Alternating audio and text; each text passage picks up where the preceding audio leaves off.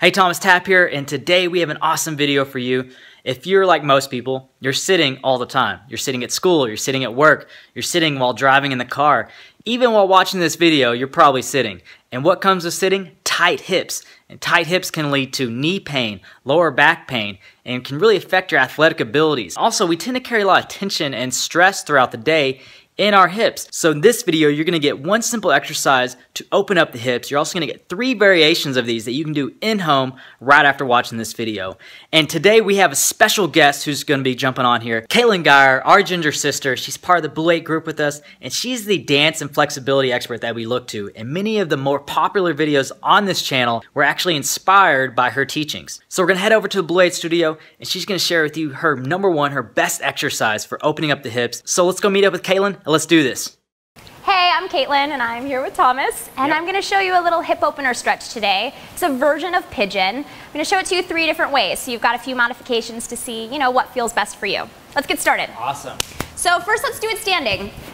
First things first, find a good sturdy chair. Most of us in our house have like one heavy sitting chair somewhere.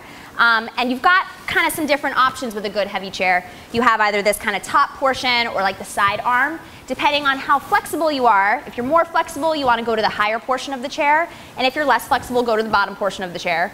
I'll definitely be down here.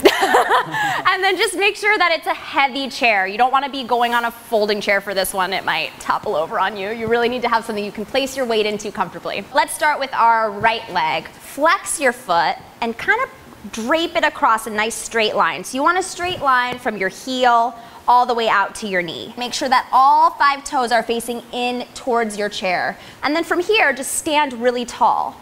For some of us with really tight hips, you're already gonna be feeling a stretch on the outside of your hip just standing tall in this position.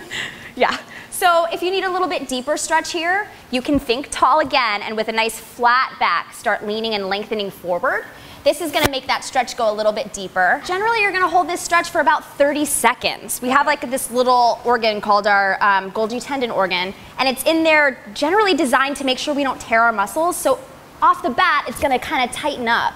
But if you give it time, if you get it 30 seconds, it also is in charge of releasing your muscles when you're wanting to stretch as well.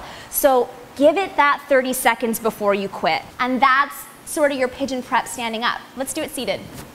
What you want to be looking for in this position are hips staying straight across from each other, and then a nice 90-degree angle here, and again, a strong, really strong flexed foot. And the best thing to do is sort of continue to think about wrapping this hip down. Okay. Now, if that means your right butt cheek kind of has to come up off the floor, that's okay. You have a couple different options for how you can manage that. You can use your upper body weight. This makes it a little bit more of like strength and stretch at the same time, because you're sort of managing your weight with your arms.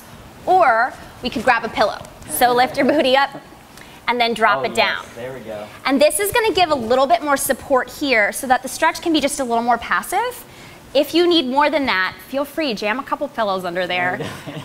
Don't be shy, just keep stacking until you feel like you've got a stretch that feels good and passive but still stretches you a bit. The other thing you want to check in with is really pulling up out of the left side, or this right side of your body.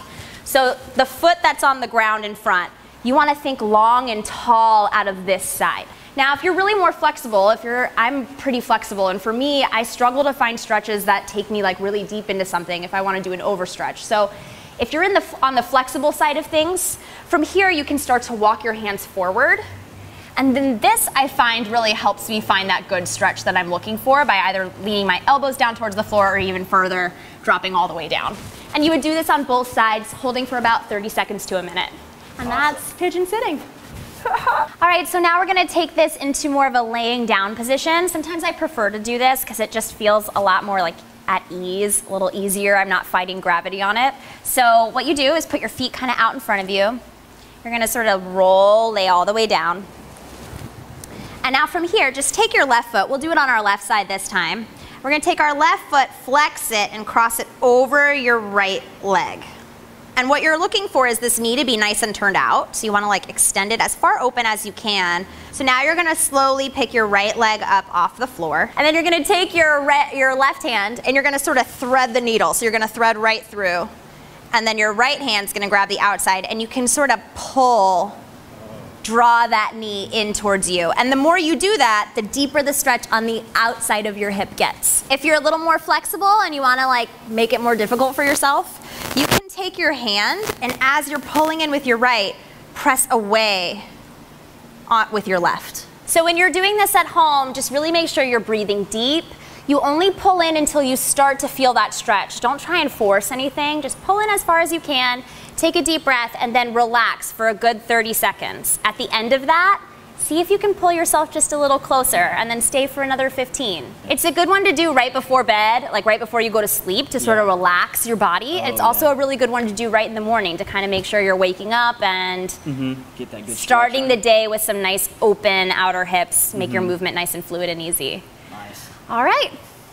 All right, so I want to give a big thanks. Kaylin, thanks for jumping on. Yeah, she's shown us so much already, so I really appreciate it. Make sure to do that stretch, open those hips up, and then also I got something even more awesome for you, and that is a full sequence of hip opening stretches, a full routine. Kaylin's going to take you through it, and it's just incredible. So make sure to pick that up. You can download that down below in the description.